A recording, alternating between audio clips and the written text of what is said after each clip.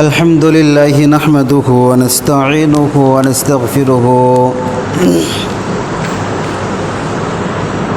ونعوذ بالله من شرور أنفسنا ومن سيئات أعمالنا من يهدي الله فلا مضل له ومن يضلله فلا هادي له واشهد أن لا إله إلا الله وحده لا شريك له واشهد أن محمدا عبده ورسوله أرسله بالحق بشيرا ونذيرا أما بعد فإن خير الحديث كتاب الله وخير الهدي هدي محمد صلى الله عليه وسلم وشر الأمور محدثتها وكل محدثة بدعة وكل بدعة ضلالة وكل ضلالة في النار أعوذ بالله من الشيطان الرجيم بسم الله الرحمن الرحيم إنه لقرآن كريم في كتاب مكنون لا يمسه إلا المطهرون تنزيل من رب العالمين أفبهذا الحديث أنتم مدهنون وتجعلون رزقكم أنكم تكذبون فلولا إذا بلغت الحلقوم وقال رسول الله صلى الله عليه وسلم عن أبي هريرة رضي الله تعالى عنه أن النبي صلى الله عليه وسلم قال قال الله أنفق يا آدم أنفق عليك الحمد لله সমস্ত প্রশংসা সমস্ত গুণগান সমস্ত শুকরিয়া সেই মহান রব্বুল আলামিনের দরবারে যা আল্লাহ সুবহানাহু ওয়া তাআলা অশেষ রহমত করে যা আল্লাহ সুবহানাহু ওয়া তাআলা জিলহজ মাসের প্রথম জুমায় আমাদের সবাইকে পৃথিবীর সমস্ত কাজ ব্যতি রেখে পৃথিবীর সমস্ত কাজ বাদ দিয়ে যা আল্লাহ সুবহানাহু ওয়া তাআলা তার ঘরে এসে 2 রাকাত সালাত আদায় করার জন্য তৌফিক দান করলেন সে আল্লাহ সুবহানাহু ওয়া তাআলার দরবারে শুকরিয়া আদায় করি সবাই বলে আলহামদুলিল্লাহ। অতঃপর দরুদ ও সালাম আদায় করি শেষ নবীর উপর যিনি পথহারা মানুষকে পথ দেখিয়ে দিয়েছেন, যিনি সমাজ থেকে কুসংস্কার দূর করেছেন,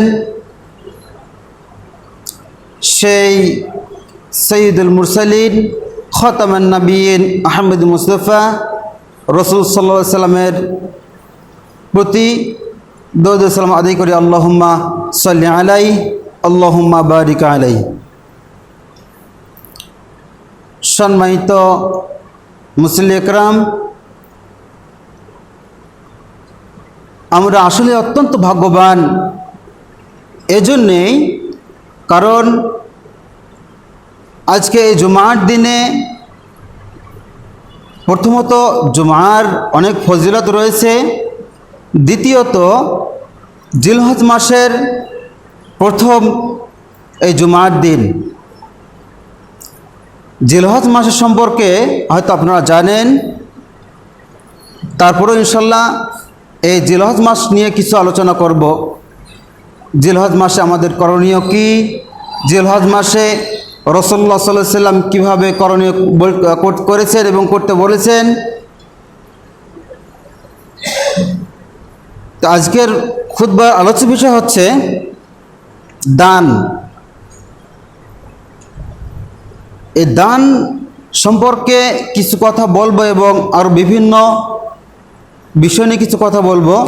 দান নিয়ে আসার কারণ হচ্ছে এই জিলহজ মাসে রাসূলুল্লাহ সাল্লাল্লাহু আলাইহি ওয়াসাল্লাম যে 10 দিন আছে, 1 তারিখ থেকে 9 তারিখ বলেন বা তারপরে 3 দিন 13 তারিখ পর্যন্ত বলেন, এই 13 দিনে রাসূলুল্লাহ সাল্লাল্লাহু আলাইহি ওয়াসাল্লাম বেশি বেশি করে দান করতে বলছেন, বেশি বেশি করে। দানের বিষয়টা হচ্ছে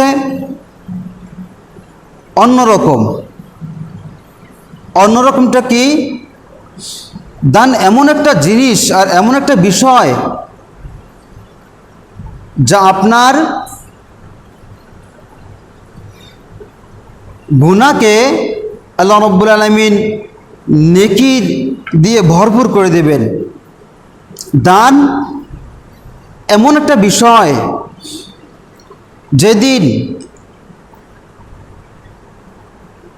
কেউ কারো কোনো কাজে আসবে না, যেদিন কোনো মানুষের কাজে আসবে না, কোনো মানুষ তার কোনো সুপারিশের কাজে আসবে না, বাবা তার ছেলের কোনো কাজে আসবে না, মা তার ছেলের কোনো কাজে আসবে না, স্ত্রী তার স্বামীর কোনো কাজে আসবে না। সেই দিন এই দান আপনার ছায়া হয়ে থাকবে। যেদিন আল্লাহ রাব্বুল আলামিন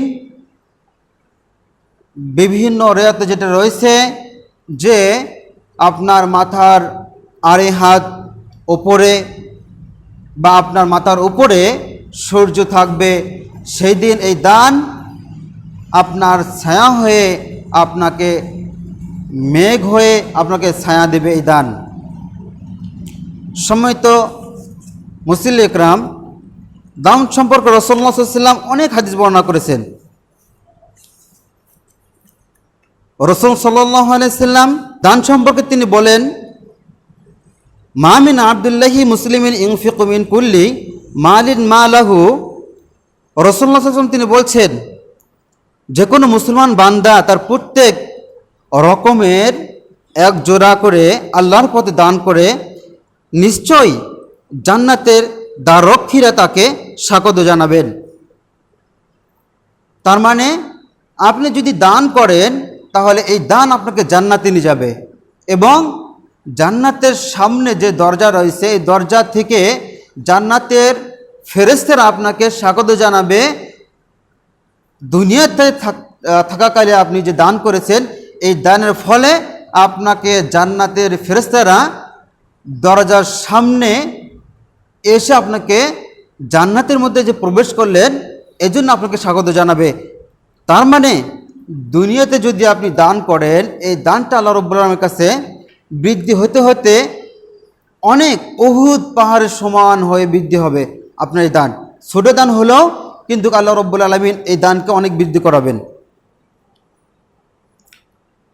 রাসূল সাল্লাল্লাহু আলাইহি ওয়াসাল্লাম তিনি বলছেন, আন আবি হুরায়রা রাদিয়াল্লাহু তাআলা আন ক্বালা ক্বালা রাসূলুল্লাহ সাল্লাল্লাহু আলাইহি ওয়াসাল্লাম আইয়ু সাদাকাতি আফসালু ক্বালা জুহুদুল মুকিল্লু আবদাউ বিমান তাউলু। তিনি বলছেন যে একবার তিনি জিজ্ঞাসা করলেন যে আল্লাহ রাসূল সাল্লাল্লাহু আলাইহি ওয়াসাল্লাম কোন দান শ্রেষ্ঠ? রাসূলুল্লাহ সাল্লাল্লাহু আলাইহি ওয়াসাল্লাম তিনি বলছেন যে গরিবের কষ্টের দান সবচেয়ে উত্তম দান এবং শ্রেষ্ঠ দান, আর তুমি নিজের আত্মীয়দের মধ্য থেকে এই দান শুরু করবে। রাসূল সাল্লাল্লাহু আলাইহি ওয়াসাল্লাম তিনি বললেন যে আইয়ু সাদাকাতি আফজালু ক্বালা জুহুদু মুকিল্লু আবদাউ বিমান তাউল। রাসূলুল্লাহ সাল্লাল্লাহু আলাইহি ওয়াসাল্লাম জিজ্ঞাসা করা হয়েছে, রাসূলুল্লাহ সাল্লাল্লাহু আলাইহি ওয়াসাল্লাম আমরা যে দান করি এই দানের মধ্যে সবচেয়ে উত্তম দান কোনটা? রাসূলুল্লাহ সাল্লাল্লাহু আলাইহি ওয়াসাল্লাম তিনি বলছেন সবচেয়ে উত্তম দান হচ্ছে যারা গরিব মানুষ তারা কষ্ট করে আয় রোজগার করে 1 টাকা খায় আর অতিরিক্ত যেটা থাকে সেটা হলো আল্লাহর পথে ব্যয় করে। এই কষ্টঞ্জিত দানটা আল্লাহ রাব্বুল আলামিন সর্বোত্তম দান বলে রাসূল সাল্লাল্লাহু আলাইহি ওয়াসাল্লাম উল্লেখ করেছেন। রাসূল সাল্লাল্লাহু আলাইহি সাল্লাম তিনি বলেছেন, আন হাকিম ইবনে হিজাম হাদাসা আন্না রাসূলুল্লাহ সাল্লাল্লাহু আলাইহি সাল্লাম ক্বালা আফযালু সাদাকাতি আও খায়রু সাদাকাতি আন যুহরি গিন্নিন ওয়াল ইয়াদুল উলিয়া খায়রুন মিন ইয়ালিদিন সুফলান আবদান বিমান তাউলু। হাকিম ইবনু হিজাম রাদিয়াল্লাহু তাআলা আনহু হতে বর্ণিত, তিনি বলেন রাসূলুল্লাহ সাল্লাল্লাহু আলাইহি সাল্লাম তিনি বলেছেন, সচ্ছলতা বজায় রেখে যে দান করা হয় সেটাই সর্বোত্তম দান। আর নিচের হাত থেকে উপরের হাত সর্বোত্তম। এবং যখন তোমরা দান করবে তখন আত্মীয়দের মধ্যে যারা অসহায় রয়েছে, দরিদ্র রয়েছে, তাদের মধ্য থেকে তুমি দান শুরু করবে। তাহলে রাসূলুল্লাহ সাল্লাল্লাহু আলাইহি ওয়াসাল্লাম তিনি বললেন যে ইন্না মুমিনুন ইয়াউমাল কিয়ামাতি সাদাকাতুন। রাসূলুল্লাহ সাল্লাল্লাহু আলাইহি ওয়াসাল্লাম কতিপয় সাহাবী এবং বর্ণনা করেছেন কিয়ামতের দিন মুমিনের ছায়া হবে তার দান এবং সাদাকা। যেটা কিছুক্ষণ আগে কথাটা বললাম যে রাসূলুল্লাহ সাল্লাল্লাহু আলাইহি ওয়াসাল্লাম তিনি বলছেন যে কিয়ামতের দিন আপনার ছায়া হয়ে থাকবে এই দান এবং সাদাকা। রাসূল সাল্লাল্লাহু আলাইহি ওয়াসাল্লাম অন্য এক জায়গায় বলেন যে হে মুমিনগণ এবং মুমিন নারীগণ, তোমাদের মধ্যে কোন প্রতিবেশী যে তার নিজ থেকে উট এবং ছাগল আল্লাহর রাস্তায় দান করবে? তিনি বলেন ইয়া নিসাউল মুসলিমাতি লা তাহকিরান্না জারাতুন। তিনি বলছেন হে মুসলিম নারীগণ, তোমাদের মধ্যে কোন প্রতিবেশী যেন নিজ প্রতিবেশীকে উট বা ছাগলের একটি খুর দান করাকেও তুচ্ছ মনে না করে। কারণ রাসূলুল্লাহ সাল্লাল্লাহু আলাইহি ওয়াসাল্লাম তিনি বলছেন যে তোমরা জাহান্নামের আগুন থেকে বাঁচো একটি খেজুরের দানা হলেও। যদি একটি খেজুরের আটি যদি হয়, এই দান করে হলেও তোমরা জাহান্নামের আগুন থেকে বাঁচো। সম্মানিত মুসলিমগণ, তাহলে আপনি যে 10 টাকা দান করবেন, 20 টাকা দান করবেন বা 1 টাকা দান করলেন, এটাকে কোনো সময় উপহাস বা হেলাই খোলা মনে করা যাবে না। কারণ রাসূলুল্লাহ সাল্লাল্লাহু আলাইহি ওয়াসাল্লাম বলছেন জাহান্নাম এতটা ভয়াবহ হবে যখন কিয়ামতের দিন জাহান্নামকে 70,000 ফেরেশতা টেনে হেঁচড়ে হাসরের ময়দানে নিয়ে আসা হবে। তখন জাহান্নাম এই আগুন টকবক করবে, জাহান্নামের আগুন টকবক করবে। কিসের জন্যে? যারা দুনিয়াতে থাকাকালে দান করে নাই, দুনিয়াতে থাকাকালে যারা আল্লাহ রাব্বুল আলামিনের হুকুম আহকাম মানে নাই, তাদের জন্য আল্লাহ রাব্বুল আলামিন এই ব্যবস্থা করে রাখছেন। সম্মানিত মুসলিমগণ, দান নিয়ে আরও বহু কথা রয়েছে। যেহেতু আধা ঘন্টার সময়, শুধু কয়েকটা হাদিস উল্লেখ করব। রাসূল সাল্লাল্লাহু আলাইহি সাল্লাম দান সম্পর্কে অন্য এক জায়গায় বললেন, আন আয়েশা রাদিয়াল্লাহু তাআলা আনহা আন্না রাসূলুল্লাহ সাল্লাল্লাহু আলাইহি ওয়াসাল্লাম ক্বালা ইন্নাল্লাহা লা ইউরাব্বি লা আহাদুকুম তামরাতা ওয়াল কুমলাতি কামা ইউরাব্বি আহাদুকুম ফালুওয়া। আয়েশা রাদিয়াল্লাহু তাআলা আনহা তিনি বর্ণনা করেন রাসূলুল্লাহ সাল্লাল্লাহু আলাইহি ওয়াসাল্লাম তিনি বলেছেন, বান্দা দানকৃত একটি খেজুর ও লোকমা প্রতিপালন করতে থাকেন, এমনকি এক পর্যায়ে তা উহুদ পাহাড়ের সমতুল্য হয়ে যায়। অন্য এক জায়গায় রাসূলুল্লাহ সাল্লাল্লাহু আলাইহি ওয়াসাল্লাম তিনি বলছেন যে আন আবু হুরায়রা রাদিয়াল্লাহু তাআলা আনহু রাসূলুল্লাহ সাল্লাল্লাহু আলাইহি ওয়াসাল্লাম মা নাকাসাইতা সাদাকাতুল মিন মালিহিন। আমরা যে দান করি আল্লাহর রাস্তায়, আমরা কি মনে করি এই দান আমাদের কাছ থেকে কমে যায়? রাসূলুল্লাহ সাল্লাল্লাহু আলাইহি ওয়াসাল্লাম তিনি বলছেন যে মা নাকাসাত সাদাকাতুন মিন মালিন, তোমরা যে দান করো এই দান আল্লাহ রাব্বুল আলামিনের কাছে কমে না। কিছুক্ষণ পূর্বে যে হাদিসটি বর্ণনা করলাম, যে আয়েশা রাদিয়াল্লাহু তাআলা আনহা তিনি বর্ণনা করেন যে মানুষের দান আল্লাহ রাব্বুল আলামিন প্রতিপালন করেন। প্রতিপালনটা কি? ধরেন আপনি জমিতে যদি একটা গাছ রোপণ করেন, এই গাছটা কি হয়? বড় হয়, বড় হওয়ার পরে অনেক ফল ধরে। একটা বীজ থেকে আপনার অনেক ফল পাচ্ছেন আপনি। তার মানে আল্লাহ রাব্বুল আলামিনের রাস্তায় যদি আপনি 1 টাকা দান করেন, এই দানটা আল্লাহ রাব্বুল আলামিন প্রতিপালন করে। এই দানটা আস্তে আস্তে বড় হতে হতে হতে হতে এক সময় দেখা যায় আপনার এই দানটা উহুদ পাহাড় যত বড় তার চাইতে অধিক আপনার এই দানের সওয়াব নেকি রয়েছে। তার মানে আপনি যে অবস্থায় থাকেন না কেন, যত টাকা ইনকাম করেন না কেন, আপনার রিজিকের পাশাপাশি, খাবারের পাশাপাশি, আহারের পাশাপাশি, বস্ত্রের পাশাপাশি আল্লাহ রাব্বুল আলামিনের রাস্তায় কিছু দান করতে হবে। সহজ কথা যেটা হচ্ছে, দেখেন আমরা যদি আল্লাহর রাস্তায় দান না করি, আল্লাহ রাব্বুল আলামিনের সমস্যা নাই এবং অভাবও নাই। তবে আমরা যা করছি সেটা হচ্ছে আমাদের ভালোর জন্য করতেছি।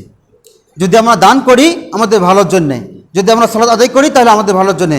যদি আমরা আল্লাহর বিধান না পালন করি তারপরেও আল্লাহ রাব্বুল আলামিনের সমস্যা নাই। আল্লাহ রাব্বুল আলামিন বলছেন যে আমরা যদি আল্লাহ রাব্বুল হুকুম না পালন করি, আমাদেরকে উল্টে ধ্বংস করে দিয়ে নতুন জাতিকে আল্লাহ রাব্বুল আলামিন পৃথিবীতে আনয়ন করবেন। সময়ত মুসল্লিগণ, তাহলে দান কতটা গুরুত্বপূর্ণ আপনি একটু অনুভব করলেই বুঝতে পারবেন যে দান আমাদের জীবনে এবং কতটা গুরুত্বপূর্ণ। গোপন দান করলে তার ফজিলত কি, এ সম্পর্কে একটি হাদিস আলোচনা করব। যে তারপরে আলোচনা করব যে মৃত্যুর মানুষের পক্ষ থেকে দান খয়রাত করলে তার ফজিলত কি। রাসূল সাল্লাল্লাহু আলাইহি ওয়াসাল্লাম বলছেন যে আন আবি হুরায়রা রাদিয়াল্লাহু তাআলা আন قال قال رسول الله صلى الله عليه وسلم سبعة يظلهم في ظل يوما لا ظل إلا ظل رجل صدقة أخفى حتى لا تعلم شمالة ما ينفق يمينه। আবু হুরায়রা রাদিয়াল্লাহু তাআলা আনহু তিনি বর্ণনা করেন রাসূলুল্লাহ সাল্লাল্লাহু আলাইহি ওয়াসাল্লাম তিনি বলেছেন, কিয়ামতের দিন যখন আল্লাহ ছায়া ব্যতীত কোনো ছায়া থাকবে না, তখন আল্লাহ 7 শ্রেণীর ব্যক্তিকে এই ছায়া দান করবেন। তার মধ্যে 1 শ্রেণী ব্যক্তি হচ্ছে যে ব্যক্তি গোপন দান করে, গোপন সাদকা করে, ডান হাত দান করে, বাম হাত টের পায় না বা জানে না। রাসূলুল্লাহ সাল্লাল্লাহু আলাইহি ওয়াসাল্লাম এই হাদিসটি উল্লেখ করলেন এবং বললেন কিয়ামতের দিন 7 শ্রেণীর মানুষকে এই সুযোগ সুবিধা আল্লাহ রাব্বুল আলামিন দেবেন। কি সুযোগ সুবিধা? যে ব্যক্তি ডান হাতে দান করবে, বাম হাত জানবে না, অর্থাৎ গোপন দান করবে, সেই ব্যক্তিকে আল্লাহ রাব্বুল আলামিন এই ছায়ার দিবেন। যে আল্লাহ রাব্বুল আলামিন হিসাব নেবেন যে হাসরের মাঠে, সেই হাসরের দিনে আল্লাহ রাব্বুল আলামিন এই ছায়া দেবেন তার মাথার উপরে। এরপরে মৃত্যুর পক্ষ থেকে দান করলে তার ফজিলত কি। রাসূল সাল্লাল্লাহু আলাইহি ওয়াসাল্লাম আন ইবনে আব্বাস আন্না রাজুলান ক্বালা ইয়া রাসূলুল্লাহ সাল্লাল্লাহু আলাইহি ওয়াসাল্লাম ইন্না উম্মি তুওয়াফি আফাইতুহুমা ইন সাদ্দাকতা আনহা ক্বালা নাআম ক্বালা ফাইন্না লি মাখরাজান। রাসূল সাল্লাল্লাহু আলাইহি ওয়াসাল্লাম তিনি বলছেন যে হে আল্লাহর রাসূল, এক ব্যক্তি রাসূল সাল্লাল্লাহু আলাইহি ওয়াসাল্লামকে বললেন, হে আল্লাহর রাসূল সাল্লাল্লাহু আলাইহি ওয়াসাল্লাম, আমার মা মারা গেছেন, আমি তার পক্ষ থেকে দান খয়রাত করলে কোনো উপকার হবে কি? রাসূলুল্লাহ সাল্লাল্লাহু আলাইহি ওয়াসাল্লাম তিনি বললেন, হ্যাঁ। সে বলল, আমার একটি বাগান আছে, আমি আপনাকে সাক্ষী রেখে আমার তার পক্ষ থেকে এই বাগানটি দান করলাম। তার মানে আমাদের যে পরিবার পরিজন আত্মীয় স্বজন যারা মারা গেছেন তাদের পক্ষ থেকে কিন্তু আমরা দান করতে পারি। রাসূলুল্লাহ সাল্লাল্লাহু আলাইহি ওয়াসাল্লাম যে সমস্ত হাদিস বর্ণনা করে দিয়েছেন, যে সমস্ত হাদিস আমরা শুনলাম, আল্লাহ রাব্বুল আলামিন আমাদেরকে মানার জন্য তৌফিক দান করে দেন, আল্লাহুম্মা আমিন। সম্মানিত মুসল্লিগণ, এবারে যে বিষয়টি নিয়ে আলোচনা করব সেটা হলো যে জাহান্নামে যাওয়ার জন্য কি কি কারণ রয়েছে। মানুষ যে জাহান্নামে যাবে, সেই জাহান্নামে যাওয়ার জন্য কি কি কারণ রয়েছে, বহু কারণ রয়েছে। তার মধ্যে কয়েকটি কারণ উল্লেখ করব যে জাহান্নামে প্রবেশ করার কিছু কারণ। প্রথমে আমরা যে বিষয়টি নিয়ে আলোচনা করব সেটা হচ্ছে উকুকুন আল ওয়ালিদান। যে ব্যক্তি পিতামাতার অবাধ্য হবে সেই ব্যক্তিকে আল্লাহ রাব্বুল আলামিন, বিষয়টি হচ্ছে যে জাহান্নামে যাওয়ার কিছু কারণ। ওয়াকাদিন আল ওয়ালিদান, যে ব্যক্তি পিতামাতার অবাধ্য হবে ওই ব্যক্তি জাহান্নামে যাবে। এ সম্পর্কে রাসূলুল্লাহ সাল্লাল্লাহু আলাইহি ওয়াসাল্লাম তিনি হাদিসের মধ্যে উল্লেখ করলেন যে আন ইবনে উমর আন্না রাসূলুল্লাহ সাল্লাল্লাহু আলাইহি ওয়াসাল্লাম ক্বালা সালাসাতুন قد حرم الله عليهم الجنة مدمر الخمر والعق والديس الذي يقر في أهله الخناس। রাসূলুল্লাহ সাল্লাল্লাহু আলাইহি ওয়াসাল্লাম তিনি বলছেন যে 3 শ্রেণীর লোককে আল্লাহ রাব্বুল আলামিন জান্নাতে প্রবেশ করবেন না। তার মানে এই 3 শ্রেণীর লোককে আল্লাহ রাব্বুল আলামিন জাহান্নামে প্রবেশ করাবেন। সে 3 শ্রেণী কোনটা? রাসূলুল্লাহ তিনি বলছেন কদ হারামাল্লাহু আলাইহিমুল জান্নাহ, জান্নাত ওই 3 শ্রেণী ব্যক্তির জন্য হারাম। মুদমিরুল খামরি ওয়াল আক্কু ওয়াদ দায়ুসু আল্লাযী ইউকিরু ফি আহলিহিল খান্নাসু, যে ব্যক্তি সর্বদাই নিষিদ্ধ দ্রব্য পান করে তার জন্য জান্নাত হারাম। আল্লাহর রাসূল তিনি বলছেন আপনি তামাক খান, জর্দা খান, গুল খান, এগুলো নিষিদ্ধ দ্রব্য যে ব্যক্তি পান করবে সে ব্যক্তির জন্য আল্লাহ রাব্বুল আলামিন জান্নাত হারাম করে দিয়েছেন। আল্লাহ রাসূল বলছেন কদ হারামাল্লাহু আলাইহিমুল জান্নাহ, জান্নাত তো বোঝেন, হারাম তো এটাও বোঝেন। আলাইহিম ওই ব্যক্তিদের জন্যে, হারামাল্লাহ আল্লাহ রাব্বুল আলামিন জান্নাত হারাম করে দিয়েছেন। তাহলে এখন আমাকে একটু বোঝান যে আপনি দিনের পর দিন হারাম করতেছেন, দিনের পর দিন নিষেধাজ্ঞা পালন করতেছেন, এদিকে সালাত আদায় করতেছেন, তাহলে কি হলো? রাসূল তিনি বলছেন যে ব্যক্তি একবার নিষেধাজ্ঞা পান করবে তার 40 দিন ইবাদত কবুল হবে না। 40 দিন। অথচ আপনি কি করতেছেন? ফরজ যারা সালাত আদায় করতেছেন মসজিদ থেকে বের হয়ে নিষেধাজ্ঞা পালন করতেছেন। তার মানে আপনি বুঝতে যাচ্ছেন যে মসজিদটা হলো আল্লাহর ঘর আর বাহিরটা হলো আল্লাহর নয়, বাহিরটা হলো অন্য মানুষের। তাবারাকাল্লাযী বিয়াদিহিল মুলকু ওয়া হুয়া আলা কুল্লি শাইইন কাদির।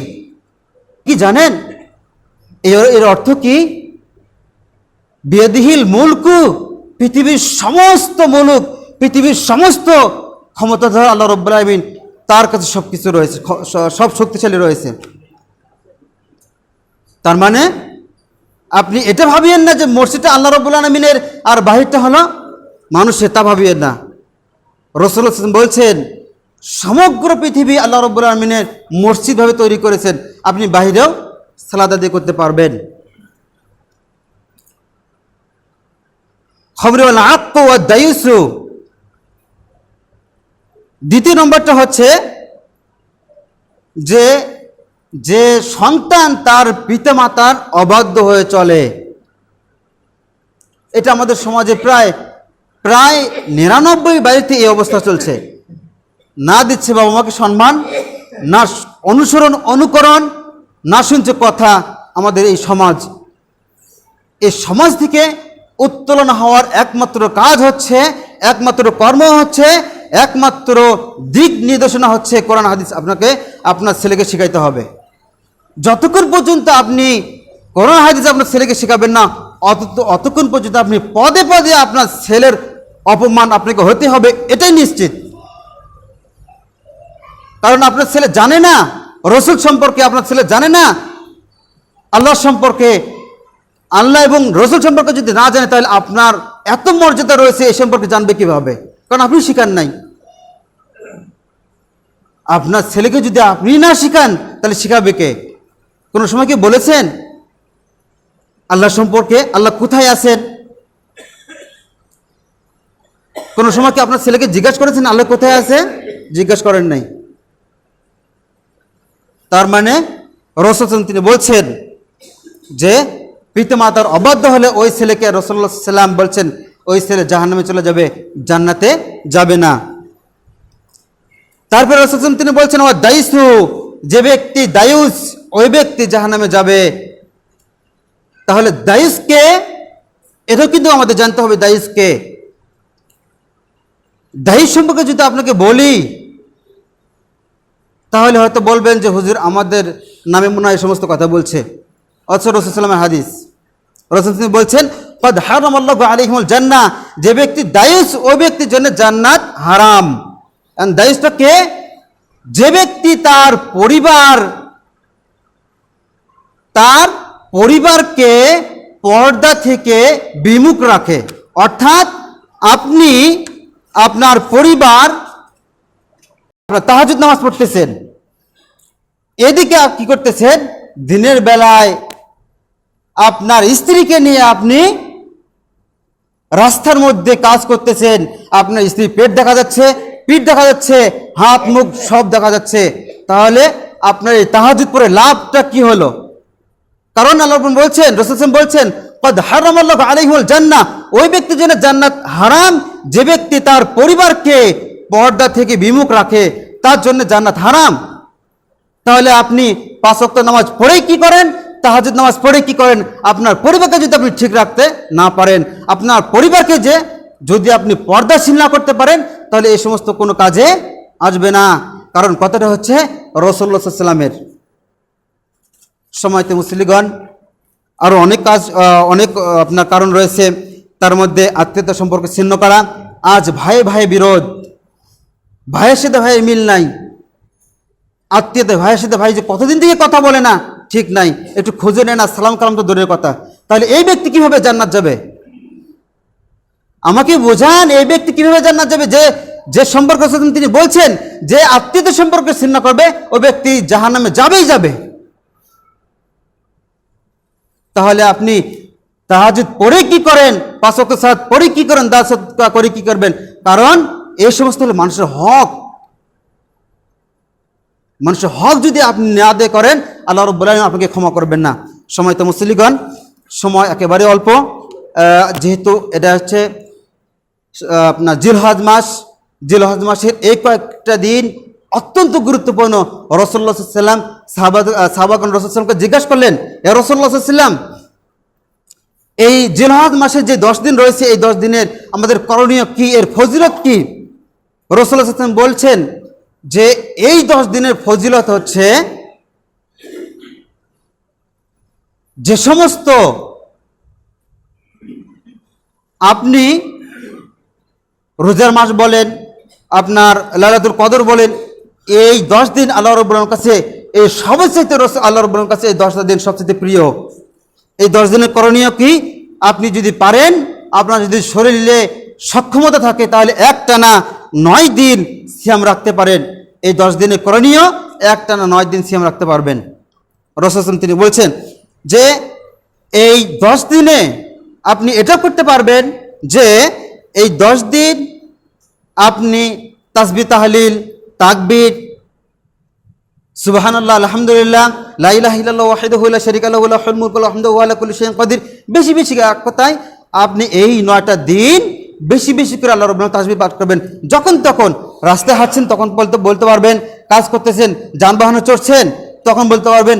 এক কথা এভরিওয়ান, যখন শুধু আপনি যখন পেশাব এবং পায়খানায় যাবেন তখন বাদ দিয়ে সব সময় অল টাইম আপনি এই 10টা দিন আল্লাহ রাব্বুল আলামিনের তাসবিহ করতে পারবেন। 3 নম্বরটা হচ্ছে এই 9 দিনে আপনি বেশি বেশি করে দান সদকা করবেন। কারণ এই 9টা দিন আল্লাহ রাব্বুল আলামিনের কাছে অত্যন্ত গুরুত্বপূর্ণ এবং পছন্দনীয়।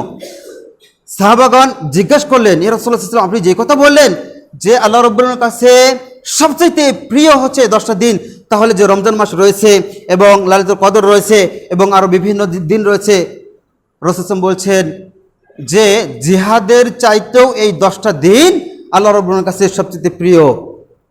এবং রাসূল এটা বললেন যে যে ব্যক্তি তার মাল সামানা নিয়ে যে ব্যক্তি জিহাদের রাস্তায় চলে গেছে সে ব্যক্তির কথা ভিন্ন। সাহাবাগণ জানতেন যে জিহাদ যে ব্যক্তি করবে ও ব্যক্তি মারা গেলেই তার জন্য জান্নাত। এই জন্য সাহাবাগণ বললেন যে যে ব্যক্তি জিহাদ করে তার চাইতেও হচ্ছে এই 10টা দিন অধিক উত্তম।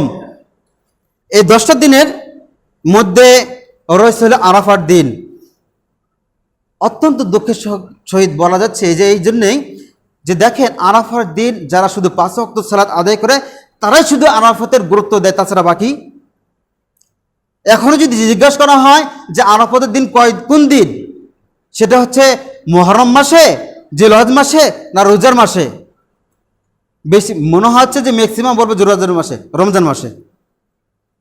দেখেন আরাফার দিন এত গুরুত্ব, রাসূল তিনি বলছেন কোনো ব্যক্তি যদি আরাফার দিনে রোজা রাখে হাজিরাবাদ দিয়ে, কোনো ব্যক্তি যদি যারা আরাফার ময়দানে থাকবে তারা ব্যতীত বাকিরা যদি রোজা রাখে তাহলে তার বিগত 1 বছরের গুনাহ আল্লাহ রাব্বুল আলামিন মাফ করে দিবেন।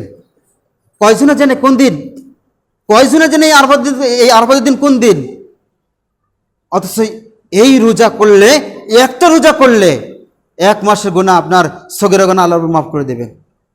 আপনি কি কোনো সময় খেয়াল করেছেন, কোনো সময় জানার চেষ্টা করেছেন যে কোন দিন আরাফাতের দিন?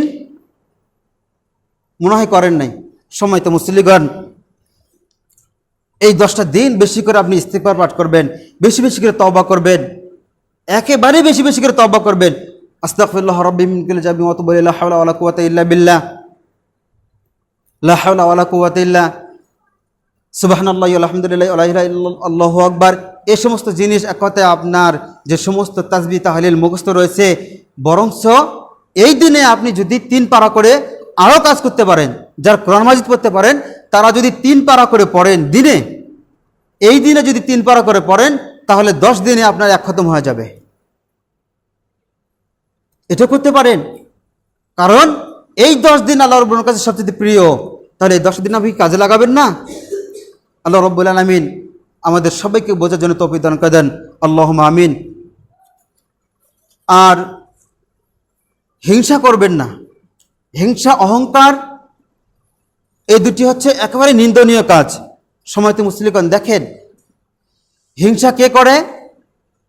কুকুর। দেখেন এক এলাকা থেকে অন্য এলাকা যখন কুকুর যায়, ওই কুকুর কি করে? ঘেউস ঘেউস করে। তার মানে কুকুরের স্বভাব হলো হিংসা করা। এই স্বভাব যদি আপনার মধ্যে থাকে তাহলে আপনি কোন শ্রেণী হয়ে যাবেন আপনি খেয়াল করে নেন। আর একটা হচ্ছে অহংকার। অহংকার আর হিংসা সম্পর্কে আমাদের খুদী সাহেব ইনশাআল্লাহ অনেকবারই বক্তব্য দিয়েছেন যে হিংসা যদি আপনার মনের মধ্যে থাকে, অহংকার যদি আপনার মনের মধ্যে থাকে, কোনদিন কাল আপনি জান্নাতে যেতে পারবেন না। তার মধ্যে একটি কথা বলি যে অহংকার কে করেছিল? শয়তান। তাহলে অহংকার করা কার কাজ? শয়তানের কাজ। আপনি ক্ষমতা দেখিয়ে, দাম্ভিকতা দেখিয়ে মানুষকে হেয় করবেন, ছোট করবেন, কয়দিন? আপনি চলে যাবেন, আপনার আচার ব্যবহার কিন্তু দুনিয়াতে থাকে যাবে, আপনার কথা দুনিয়াতে থাকে যাবে। ওই ব্যক্তি এই কাজ করেছে, ওই ব্যক্তির সাথে এই ব্যবহার করেছে, থেকে যাবে। এটা প্রমাণ। আমাদের বাপদাদারা যা করছে তা আমরা বলি যে ওই ব্যক্তির, ওই লোকটার আচরণ এমন ছিল, এত নোংরা ছিল, মানুষ মনে করে নাই। তার মানে হিংসা হলো কুকুরের কাজ আর অহংকার হলো শয়তানের কাজ। এই দুটো স্বভাব যদি আপনার মধ্যে থাকে তাহলে আপনি কোন শ্রেণীর ভাবে নেন। সময়ত মুসল্লিগণ, এই সমস্ত কথা বলার কারণ একটা হচ্ছে আমরা সচেতন হব, সচেতন হয়ে আল্লাহ রাব্বুল আলামিনের ইবাদত করব। আমাদের লক্ষ্য উদ্দেশ্য হচ্ছে আল্লাহকে সন্তুষ্ট করে তার জান্নাত হাসিল করার জন্য। আল্লাহ রাব্বুল আলামিন আমাদেরকে এই সমস্ত কথা মানার জন্য তৌফিক দান করে দেন, আল্লাহুম্মা আমিন।